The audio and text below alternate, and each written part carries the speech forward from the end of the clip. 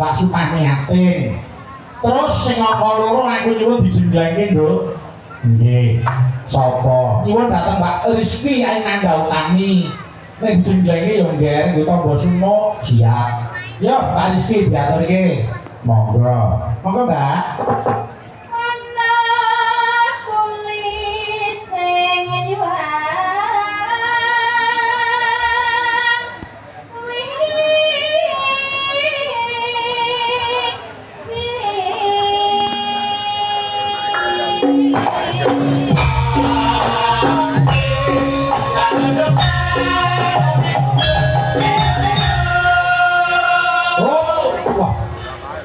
Wira swara telu iki nek iso kompak ya elok nggih.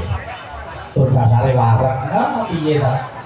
Sowan ing Regawan Wetan iki nek entek keluwen iki kebangetan nggih. Sowan wiwit jam 09.00 esuk ora ada wis sowan ana kene. Mawawan wis diadani upacara wayangan awan iki bengi awake dhewe sing mbajutke. Sing parang asta siang mau sapa? Yen ora kelu mah Pak Kadus dhewe kok. Oh nggih. Jan kene iki elok tenan. Regawan Wetan iki duwe dalang dhewe. Moga-moga bisa lestari ya, Pak. Amin. Yo lanjut Mbak Rizky.